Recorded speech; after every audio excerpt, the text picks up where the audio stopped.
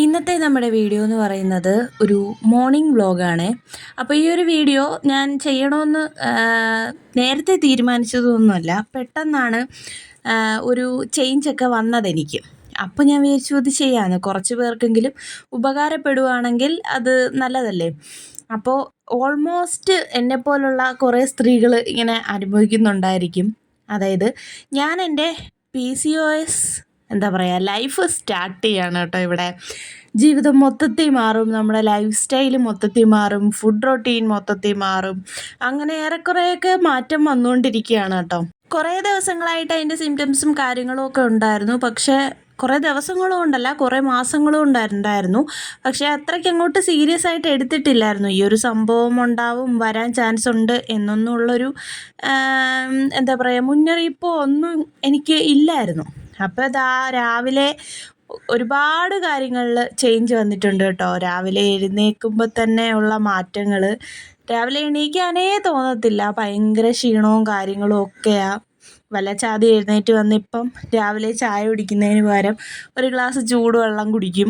അങ്ങനെ ഓരോരോ മാറ്റങ്ങളും ഓരോരോ കാര്യത്തിലും ഇങ്ങനെ മാറ്റങ്ങൾ വന്നുകൊണ്ടിരിക്കുകയാണ് കേട്ടോ. ഒരുപാട് പെൺകുട്ടികൾ ഇപ്പോൾ PCOD ആണെങ്കിലും PCOS ആണെങ്കിലും ഇങ്ങനെ അതുമായിട്ട് ഒരുപാട് എന്താ പറയുക അനുഭവിക്കുന്നുണ്ട്. ഇഷ്ടമുള്ള ആഹാരങ്ങൾ കഴിക്കാൻ പറ്റത്തില്ല, ഇഷ്ടമുള്ള വസ്ത്രം ധരിക്കാൻ പറ്റത്തില്ല. എനിക്കും ഇതിൻ്റെ കുറേ ലക്ഷണങ്ങൾ ഉണ്ടായിരുന്നേ. ഫസ്റ്റ് മെയിനായിട്ട് വന്നത് പീരീഡ്സ് മിസ്സായതായിരുന്നു. പീരീഡ്സ് ആദ്യമൊക്കെ മിസ്സാവുമ്പോൾ ഹോസ്പിറ്റലിൽ കൊണ്ടുവന്ന് കാണിക്കും. അവരന്നേരം ബ്ലഡ് ടെസ്റ്റും യൂറിൻ ടെസ്റ്റും ഒക്കെ ചെയ്യും. പ്രഗ്നൻസി ടെസ്റ്റ് അതൊക്കെ ചെയ്തിട്ട് അത് നെഗറ്റീവ് ആണെങ്കിൽ അവർ പീരീഡ്സ് ആവാനുള്ള ഗുളിക എഴുതി തരും. അങ്ങനെ ആയിരുന്നു 1-2 പ്രാവശ്യം. അപ്പോൾ ഇപ്പം 2-3 മാസം പീരീഡ്സ് ആവാതായി. അങ്ങനെ ഹോസ്പിറ്റലിൽ ഞാൻ വിചാരിച്ചു ഇങ്ങനെ ഗുളിക കഴിച്ചിട്ട് പീരീഡ്സ് ആവുന്നതിനെക്കാട്ടി നല്ലത് അതിനെപ്പറ്റി ചോദിച്ച് മനസ്സിലാക്കാം എന്ന് വിചാരിച്ചു. അങ്ങനെ ഞാൻ കഴിഞ്ഞ ദിവസം ഹോസ്പിറ്റലിൽ പോയപ്പം എൻ്റെ കാര്യങ്ങളെല്ലാം പറഞ്ഞു. അപ്പോൾ അവർ ഓരോ ലക്ഷണങ്ങൾ ഇങ്ങോട്ട് ചോദിക്കാൻ തുടങ്ങി കേട്ടോ. വെയിറ്റ് കൂടുന്നുണ്ടോ, അതായത് എനിക്കിതെല്ലാം ഉണ്ടായിരുന്നു. ഡോക്ടർ ചോദിച്ച എല്ലാ കാര്യങ്ങളും എനിക്കുണ്ടായിരുന്നു കേട്ടോ. വെയിറ്റ് കൂടുന്നുണ്ടായിരുന്നു, അമിതമായിട്ട് എനിക്ക് വണ്ണം വയ്ക്കുന്നുണ്ടായിരുന്നു, കൺട്രോളിലല്ലായിരുന്നു. പിന്നെ എൻ്റെ കഴുത്തിന് ചുറ്റുമുള്ള കറുത്ത പാട് അത് ഈ ഇടയായിട്ട് എനിക്ക് ഭയങ്കരമായിട്ട് എനിക്ക് വല്ലാണ്ട് ബുദ്ധിമുട്ടാക്കിയ ഒരു സംഭവമായിരുന്നു ഈ വെയിറ്റ് കൂടുന്നതും കഴുത്തിന് ചുറ്റുമുള്ള കറുപ്പ്. പിന്നെ മീശയും താടിയൊക്കെ ഈ ആണുങ്ങളുടെ പോലെ മീശയും താടിയൊക്കെ വരിക, അങ്ങനെയൊക്കെ പറയുന്ന കുറച്ച് രോമ വളർച്ചയൊക്കെ കൂടുതൽ, അതൊക്കെ ഭയങ്കരമായിട്ടും ബുദ്ധിമുട്ടിക്കുന്നുണ്ടായിരുന്നേ. അങ്ങനെയാണ് ഈ കാര്യങ്ങളെല്ലാം പറയാമെന്ന് പറഞ്ഞ് ഹോസ്പിറ്റലിൽ പോയി. അപ്പോൾ ഡോക്ടർ തന്നെ ഇങ്ങോട്ട് ചോദിച്ചിട്ടുണ്ടായിരുന്നു ഇന്ന ലക്ഷണങ്ങളുണ്ടോ എന്നൊക്കെ ചോദിച്ചിട്ടുണ്ടായിരുന്നു. അങ്ങനെയാണ് സ്കാനിങ്ങിന് എഴുതി തന്നു. അങ്ങനെ ഇനി സ്കാനിങ് ചെയ്യണം.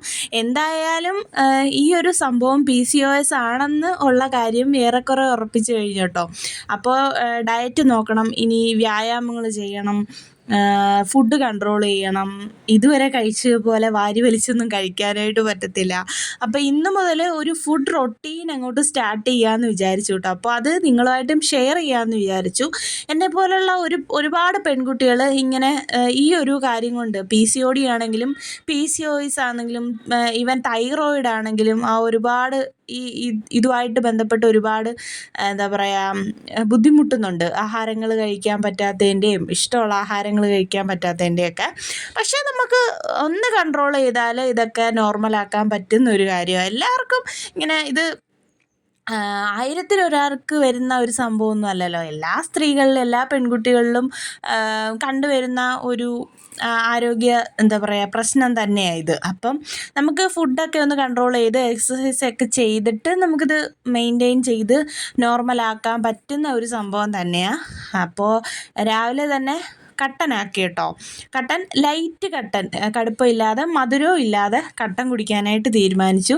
ഷുഗർ കട്ട് ഫുള്ള് കട്ടായി കേട്ടോ. ഷുഗർ ഫുള്ള് കട്ട് ചെയ്തു. ഇനി പഞ്ചസാരയോ മധുരമോ ഒന്നിലും കഴിക്കുന്നില്ല. അധികം ഞാൻ പഞ്ചസാരയുടെ ആളൊന്നും അല്ല കേട്ടോ. എന്നാലും ഇതുവരെയും കഴിച്ചുകൊണ്ടിരുന്നത് വല്ലപ്പോഴെങ്കിലും കഴിക്കുന്നത് അതും പാടെ ഒഴിവാക്കിയിട്ടുണ്ട്. അപ്പോൾ രാവിലെ നമുക്ക് പുട്ടും കടലയായിരുന്നു. ഞാൻ പിന്നെ ഇന്നലെ ചെറുപയർ വെള്ളത്തിലിട്ടിട്ടുണ്ടായിരുന്നേ.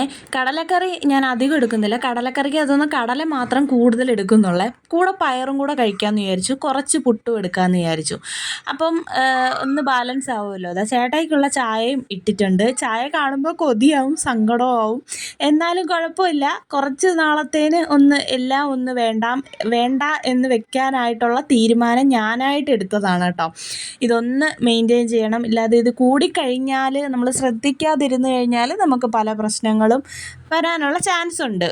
പ്രമേഹം അങ്ങനെയുള്ള അസുഖങ്ങളൊക്കെ വരാനായിട്ടുള്ള ചാൻസ് ഉണ്ട്. ഇത് മെയിൻറ്റെയിൻ ചെയ്ത് കറക്റ്റായിട്ട് നമ്മൾ ഫുഡൊക്കെ കൺട്രോൾ ചെയ്ത് കഴിഞ്ഞാൽ നമുക്ക് പീരീഡ്സ് കറക്റ്റായിട്ടാവുകയും ഇത് നോർമലാവുകയും ഒക്കെ ചെയ്യും. അപ്പോൾ പയറ് വെള്ളത്തിലിട്ടിരുന്നത് അതൊന്ന് ചെറുതായിട്ട് മുളയൊക്കെ വന്നിട്ടുണ്ടായിരുന്നേ. അതാണ് കഴിക്കാൻ പോകുന്നത്. മുളപ്പിച്ച പയറൊക്കെ നമുക്ക് കഴിക്കുന്നത് നല്ലതാണല്ലോ. കടല, പയറ്, പരിപ്പ് അങ്ങനത്തെ സാധനങ്ങൾ. പിന്നെ പച്ചക്കറികൾ. ഇനിയിപ്പോൾ പച്ചക്കറികളൊക്കെ കൂടുതലായിട്ട് വാങ്ങിച്ച് തുടങ്ങണം. അങ്ങനെ ഓരോന്നിങ്ങനെ മാറ്റങ്ങൾ വരുത്തിക്കൊണ്ടിരിക്കുകയാണ് ലൈഫിൽ. ലൈഫ് ആകെപ്പാടെ മാറിയ ഒരു മട്ടാണ് കേട്ടോ. അപ്പോൾ ഇത് ഇനി സ്കാനിങ്ങിൽ അറിയാം എന്തൊക്കെ എവിടെയൊക്കെ പ്രശ്നങ്ങളും തകരാറുകളും ഉണ്ടെന്ന്.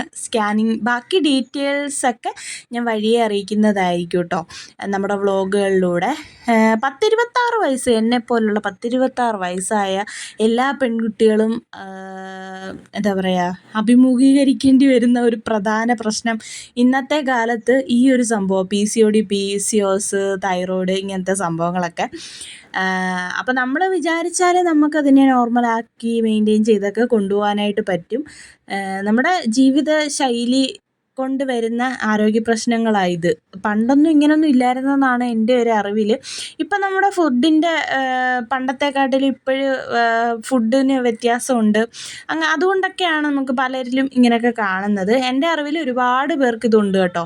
അപ്പോൾ എല്ലാവർക്കും യൂസ്ഫുൾ ആവുമെന്ന് വിചാരിച്ചിട്ട് ഞാൻ ഇങ്ങനൊരു വീഡിയോ ചെയ്യാമെന്ന് വിചാരിച്ചു. എൻ്റെ ഫസ്റ്റ് സ്റ്റേജാണ്, തുടക്കമായതേ ഉള്ളൂ. അപ്പോൾ തുടക്കത്തിൽ തന്നെ നമുക്ക് അതൊന്ന് മെയിൻറ്റെയിൻ ചെയ്ത് കൊണ്ടുപോയാൽ നമുക്ക് വലിയ ബുദ്ധിമുട്ടുകളൊന്നും ഇല്ലാതെ നമുക്ക് ജീവിച്ചങ്ങ് പോകാൻ പറ്റും. ഇല്ലെങ്കിൽ ഹോസ്പിറ്റലിൽ കയറി ഇറങ്ങാം എന്നല്ലാതെ വേറൊരു ഗുണവും ഇല്ല. ഉള്ള പൈസ മൊത്തം ഹോസ്പിറ്റലിൽ കൊണ്ടു കൊടുക്കേണ്ടി വരും. അപ്പോൾ അങ്ങനെയൊക്കെയാണ് കാര്യങ്ങൾ. അപ്പോൾ ഇപ്പം ഡയറ്റിൽ കുറേയേറെ കാര്യങ്ങൾ ശ്രദ്ധിക്കുന്നുണ്ട്. ഞാൻ നേരത്തെ ഡയറ്റിൽ ശ്രദ്ധിക്കുന്നുണ്ടായിരുന്നു. മധുരമൊന്നും എനിക്കധികം ഇഷ്ടമല്ല മധുരമൊന്നും. പക്ഷേ എന്നാലും എങ്ങനെ എവിടെ നിന്ന് വന്നു എന്നൊന്നും ഒരു പിടിയില്ല. ഫാസ്റ്റ് ഫുഡൊന്നും അധികം എപ്പോഴും കഴിക്കാത്ത ഒരാളാണ് ഞങ്ങളെല്ലാവരും. പിന്നെ കൊതി തോന്നുമ്പോൾ മാത്രം വല്ലപ്പോഴും ഒരിക്കൽ എന്തെങ്കിലും ഒന്ന് വാങ്ങിച്ച് കഴിക്കുക, അങ്ങനെയേ ഉള്ളൂ. പിന്നെ നമ്മൾ നല്ലതാണെന്ന് പറഞ്ഞ് കഴിക്കുന്നതിലും എന്തെങ്കിലുമൊക്കെ പ്രശ്നങ്ങളുണ്ടാവാം അല്ലേ. അപ്പോൾ രാവിലെ ഹെൽത്തി ബ്രേക്ക്ഫാസ്റ്റായിട്ട് അങ്ങോട്ട് ഈ ഒരു മാറിയ ലൈഫ് സ്റ്റൈല് അങ്ങോട്ട് മുന്നോട്ട് കൊണ്ടുപോകാമെന്ന് വിചാരിച്ചു കേട്ടോ. രാവിലെ പുട്ടും കടലക്കറിയും പയറും ആണ്. നീലൂട്ടനെ ഒരു മുട്ടയും കൂടെ പുഴുങ്ങി വെച്ചിട്ടുണ്ട് കേട്ടോ. അപ്പോൾ നമ്മളിപ്പോഴുള്ള സാധാരണക്കാർക്ക് ഇതൊക്കെ തന്നെ ഡയറ്റ് ഫുഡായിട്ട് എടുക്കാനായിട്ട് പറ്റത്തുള്ളൂ. ദിവസവും മുട്ടയൊക്കെ കഴിക്കണമെന്ന് വെച്ച് കഴിഞ്ഞാൽ നമുക്കത് ബഡ്ജറ്റിൽ ഒതുങ്ങത്തില്ല. അതുകൊണ്ട് നീലൂട്ടന് മാത്രം മുട്ട ഒരെണ്ണം പുഴുങ്ങിയെടുത്തു. വൈകിട്ടത്തെ ഫുഡിന് മുട്ടയും കൂടെ ആഡ് ചെയ്യാമെന്ന്, ഡയറ്റ് ഫുഡിന് മുട്ടയും കൂടെ ആഡ് ചെയ്യാമെന്ന് വിചാരിച്ചു കേട്ടോ. ഇപ്പം പയറും എടുത്തു. പിന്നെ കടലക്കറിക്കകത്തുനിന്ന് കടല കൂടുതലും എടുത്ത് കഴിക്കുകയാണ് കേട്ടോ. അപ്പോൾ ഇതാണ് എൻ്റെ രാവിലത്തെ ബ്രേക്ക്ഫാസ്റ്റ്. എല്ലാവരും ഇത് ഇപ്പം PCOSും PCODയും കണ്ടെത്താത്ത ആൾക്കാരുണ്ടെങ്കിലും ഡയറ്റൊക്കെ ഒന്ന് നോക്കി കൊണ്ടുപോയി കഴിഞ്ഞാൽ നമുക്ക് വലിയ ബുദ്ധിമുട്ടൊന്നും ഇല്ലാതെ നമുക്ക് എന്താ പറയുക ഇതൊക്കെ ഒന്ന് മെയിൻറ്റെയിൻ ചെയ്യാനായിട്ട് പറ്റും. അപ്പം അങ്ങനെയൊക്കെയാണ് കാര്യങ്ങൾ. ബാക്കി അപ്ഡേറ്റ്സും സ്കാനിങ് കഴിഞ്ഞിട്ടുള്ള കാര്യങ്ങളും ഡോക്ടർ പറഞ്ഞു തരുന്ന കാര്യങ്ങളും ഒക്കെ ആയിട്ട് നമുക്ക് വേറൊരു വീഡിയോയിൽ വീണ്ടും കാണാം. ടാറ്റാ, ബൈ ബൈ, സീ യു.